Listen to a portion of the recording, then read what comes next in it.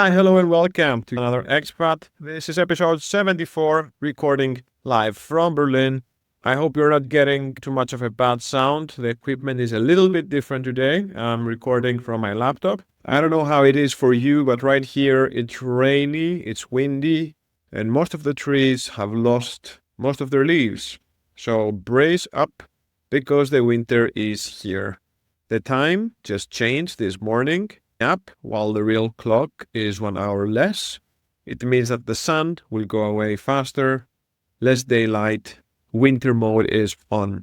Now, yesterday I went for some mushroom hunting.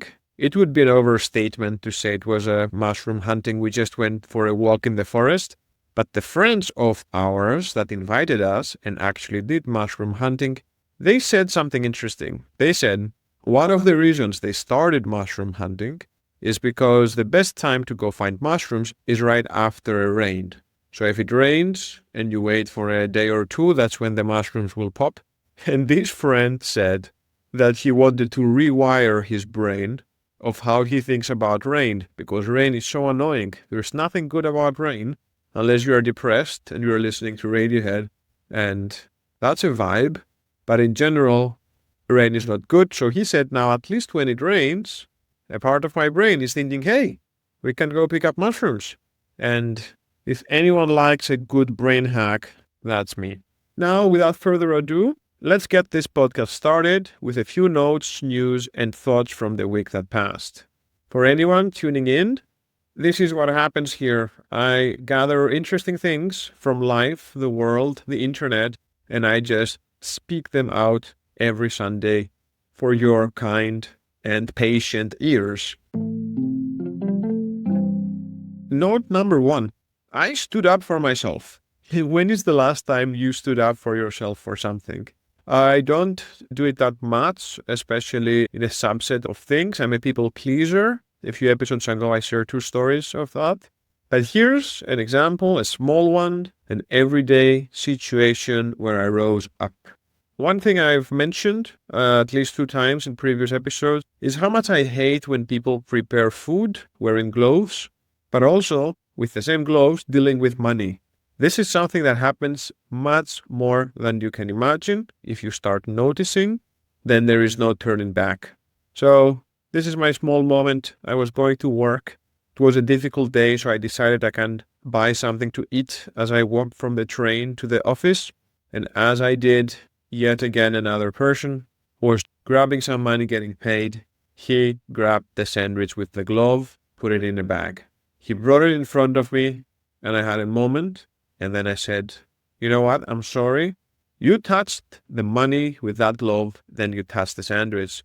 This is not okay. His immediate reaction was to get so mad. He got very upset. And he said, no, I didn't do it. And I even remember how much money it was because I could see the coins and the €5. And I said, yeah, it was the 6.50 you just grabbed. You grabbed with this hand. And with the same hand, you grabbed my food. And visibly upset, he threw the sandwich on the back of his thing. And he started saying in German how he always grabs things with a napkin, never with his hands. He just forgot. He was saying to me very aggressively that he forgot. I was like, okay, dude, I don't care. Good that you forgot. Just give me another sandwich. I wasn't saying anything, but that's what I was implying. I was just looking at him while he was doing this mini show of, you know how you caught someone red-handed? They just raise the voice, they raise the volume so they don't have to talk about what actually happened. This is what was going on. But he got me another sandwich very aggressively, put it up there for me to pay. And it was funny how he was behaving like he had the upper hand, like he was in the right, and I had done something wrong to indicate he's not following basic hygiene. But anyway, it was my time to pay. I tapped my card, and then sometimes when you tap the card, they tell you that it's okay. You wait for an eye-to-eye acknowledgement from whoever is selling that the payment went through. So this was a second moment of just making him comply. I just waited after tapping and I said, are we good? He said, yeah. And I left. He got so mad. I don't know why. I guess because he's not used to being called out. And I got a lot of pleasure out of this. I have to say, I was not expecting that much tension. I only expected the tension inside of me when I need to tell them that they're wrong, what they're doing is not right. But that was also an external tension this guy brought, and I didn't mind. So this is my small rebellion saying no to the dirty hands guy with the gloves. I don't know what was your latest standing up for yourself, getting pushed in a bus, asking someone to move to the right of an escalator so you can walk, asking someone not to smoke in front of your face in a closed space. Whatever it is, maybe this is something you can keep for this week. Do a small standing up against the unfairnesses we counter every single day. But enough about me. And let's talk about what happened in this week. We had the heist in the Louvre. That's a difficult museum to pronounce. The Louvre. The Louvre. Well, there was a theft that everyone in the world knows by now. So what do I have to say about this? You've seen it already. You've heard about it already. I have a few points to make. One, it's not a robbery. A robbery is when someone is threatened. A robbery usually has violence. When something is just being stolen, then it's a theft. And if it's stolen with a fancy, cool way, people don't realize it can be a heist. Same thing in Greek. It's not the listia, it's klopi. Things are being stolen. But anyway, the whole thing just proves again the ladder theory. The ladder theory says that you can walk anywhere if you're just holding a big ladder. People assume you have some work to do, that you're a technician, an electrician, or whatever. Just grab a ladder, walk into any space. No one is going to ask a question. Now, there's a second theory that says if you have a yellow vest, the yellow vest theory, you can also walk anywhere without people asking you questions. Now, what did these guys do here? They combined the two methods.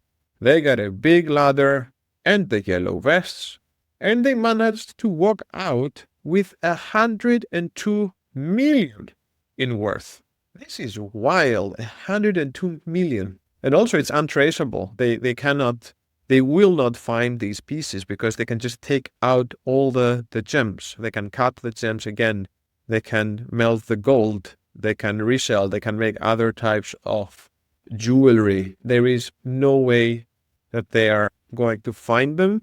Sad. But the yellow vest theory and the ladder theory, they've been used also for hacking into places, like for penetration testers. If you need to get into the servers of a company, you can just grab a ladder and walk into their central offices, and maybe no one stops you, and then you go to a floor and blah, blah. Like it's something that happens.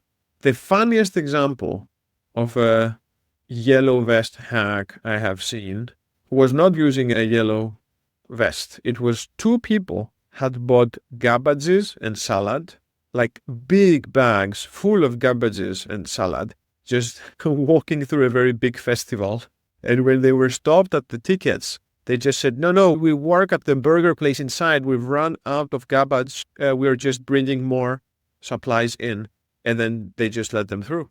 So they paid their entrance to a very expensive big festival by buying 5 or 6 garbages.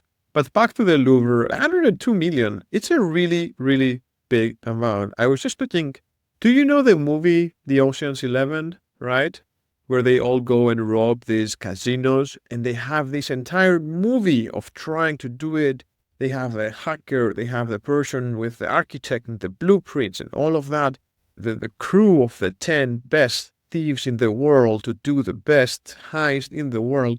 Do you know how much they made? They made 160 million in the movie, which means about 16 million each for the entire thing. And now here you have 4 guys making 25 million each in 7 minutes. Mind-blowing. And yes, they could have had better security. Now the Louvre has a solution, which was to move everything away. That was their solution. They moved all the other jewelry now into a safe 50 meters beneath the earth, where France keeps the jewelry there. So they're not going to be in display anymore. You know what? They could have fake ones in display and just show the real thing. That's what we do with a lot of ancient stuff. But if there was one clear winner besides the thieves, it was the German company that made the lift that they used, the crane. Because if you haven't seen this photo, they used a truck that has a ladder that extends high up, and it has a lift, the same that people use to go clean windows and whatnot. So the one that these thieves used, they just left it there. They left it beneath the window, and the company that manufactures them made an advertisement using the same photo of the heist, showing the broken window of the Louvre and their own truck, with the title saying, "For the times you need to go fast, use our company." And then they say Germans don't have humor. In other updates, we have the baby life at 9 months reporting in. Now it's the phase where the baby's job is to get sick. This is what they do now. They start getting sick, and it's the way to learn every virus and every pathogen and patch it up. It's like updating the firmware. Do you remember back in the day when you had the antivirus and you would download all the updates and it will tell you how many viruses it caught? Well, this is what the baby is doing now, catching viruses together with experiences. I guess my son is something like LimeWire. In his journey to experience the content of the world, he comes back also with a few viruses. So we are in these cycles of 2 days a little bit sick, then he is back at it again, then he goes to a group with other babies, then he gets sick again. And it's not something big, you know. We asked around other parents, and they said it lasts about 6 years. So maybe the next episode of this podcast comes in 6 years. No, but we're working through everything. We're working through food and through sleep. But sleep is an interesting one because a lot of babies cannot sleep on their own. They don't know how to self-soothe. This comes later in life.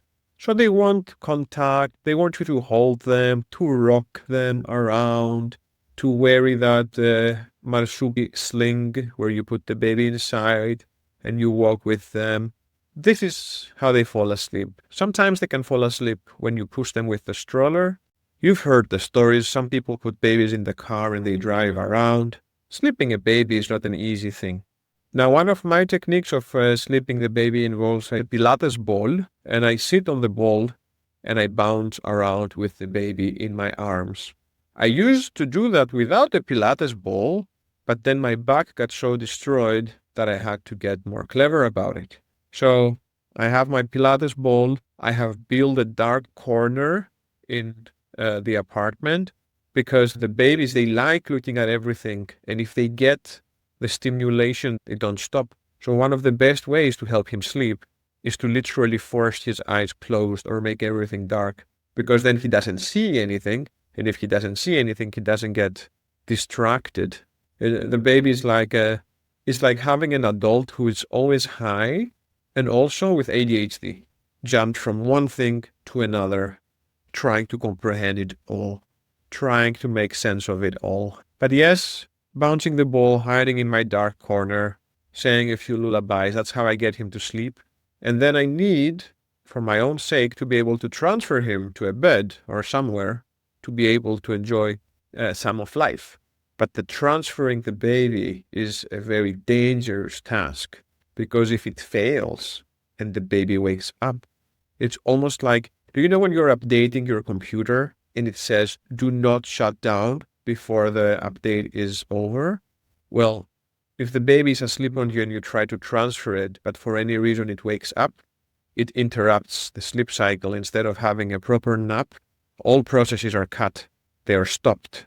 He is forced to resume and he's not going to be happy.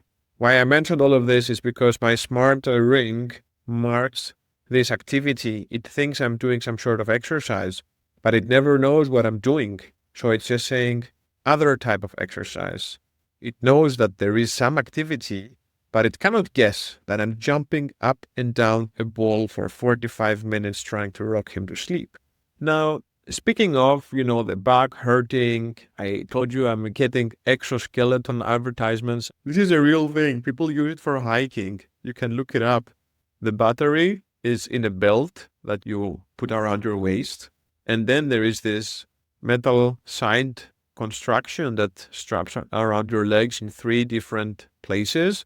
And somehow it can stimulate and make the leg movements. So I've been getting those suggestions on how to hike. But the other day, I saw something in China that would be my preferred way to check out a mountain. Mountains are beautiful, but you need to climb them up in order to look at them. You need to do the hiking. And of course, there are people who jump with paragliders and all of that. And you get to experience a lot of beauty without having to do the entire hike. But it also feels you need to learn a lot of things. You need to learn how to steer.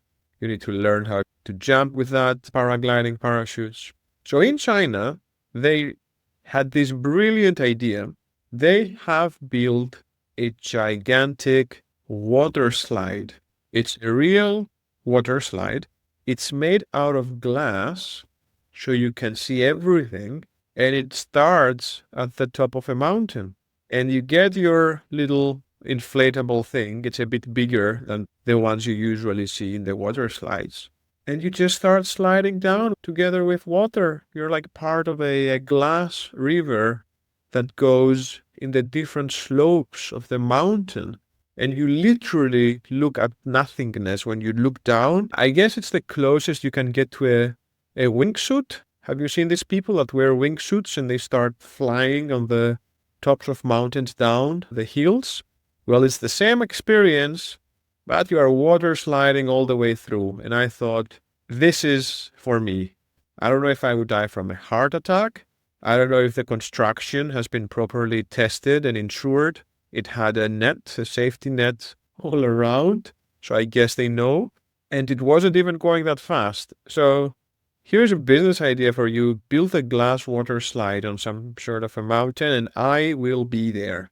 But now, speaking of things that will not be there anymore, apparently there is a list of books. This is a real thing. We are, of course, talking about the land of the free, the USA, where everything is so free that there are lists of books. And I've got the list with the top books, but the irony of what books they're banning is almost too much to comprehend. Of course, in the banned books, they target LGBTQIA+ authors and stories. So a lot of these books have been banned from libraries and schools in the US currently. But they're also targeting books about diversity, rewriting history, and silencing marginalized voices. So here are some books that we get taught in schools here in Europe, but they have joined the banned list in the USA. This is not a joke. To Kill a Mockingbird by Harper Lee has been banned from Monroe County schools in Tennessee. A Brave New World is also banned in a lot of states, Virginia, Iowa, Tennessee. The Handmaid's Tale. Do you remember The Handmaid's Tale? It was turned into a series about a dystopic alternative future with a lot of censorship, a lot of sexism, a lot of, backwards norms. This has been also banned in multiple states. 1984 by George Orwell. It has been banned in Virginia, in the US. Fahrenheit 451. It's the book where they actually talk about books being illegal and burning them. This has also been banned in Tennessee. Other titles include The Perks of Being a Wallflower, The Bluest Eye, Sold, An African American and Latinx History of the United States. And all in all, in the last year, the PEN America, which is an NGO that is documenting freedom of press, including publications of books and public library records and all of that, they documented over 4,000 book bans across the U.S. public schools, which is a significant rise from previous years. And all of these books are dealing with race, with gender, with LGBTQ+, with censorship, with fascism.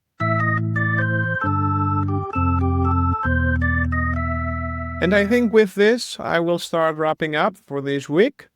But I have one last important announcement to make for all of you who are still here. And this is that I will be changing the Instagram page of this podcast. I'm making a new page. If you haven't been following yet another Expat podcast on Instagram, that's okay for you. That's not so okay for me, but I've found a way to turn parts of the podcast into reels, and I will be starting in hard again with publishing content and keeping that side of things up to date. Now, telling you that there is a new Instagram page and asking you to like it, but why am I making this? I already had an Instagram page, and I think this is less of an announcement now and more of a confession because I fucked it up. Back in still 2025, yes, back in February, I was invited to make an interview in the German radio in RBB, in the Cosmo radio channel. They wanted to interview me about this podcast. And this is when I thought, ooh, that's a big opportunity. I'm going on radio. This is where I will get many more followers. I need to be prepared. So I decided I need to have at least 1,000 people following me on my social because they asked for my social so they could share it.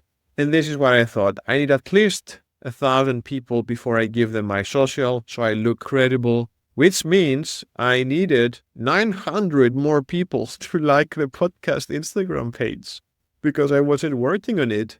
And do you know what I did? I bought some followers overnight. I bought 1,000 followers and then I had 1.1K and I said, now I look like someone. And I had that interview in RBB Radio and it was great and some people followed. But the problem is that all these fake accounts that liked my profile in just one day destroyed everything. It destroyed my engagement score because if 100 people follow you and 10 or 15 people are liking your content, that's a 15% engagement score. Now, if you have 1,100 people and only 10 like your content, that is a 1% engagement score. And basically it told Instagram that my page is trash. It has low quality people, low quality posts, no one is interacting. On top of that, at some point they realized that I paid for followers and they restricted my account so I could do even less things. I couldn't promote a post, I couldn't put an advertisement, or I couldn't put a reel and boost it to get some more people. So the entire page was on a deadlock. And I decided I need to clean the page. I don't like having all these fake people. It served the purpose of me having more people when they shared my social in that radio interview, but I need to clean things up. So I started, you know how much free time I have, right? A lot of free time, hashtag not. And I started trying to unfollow people. And not for me to unfollow them, to make them unfollow me, right? I wanted to delete followers. So I tried to do that one by one, little by little every day. And it would take a very long time of clicky, and Instagram is not made for you to be doing these types of clicks fast. So it would stop me at times, or it would think I'm a bot that is doing automated tasks just because I was trying to quickly unfollow a lot of people by tapping. I tried to find different tools that I could use to unfollow a lot of people at once. So I went into a lot of different pathways trying to clean up.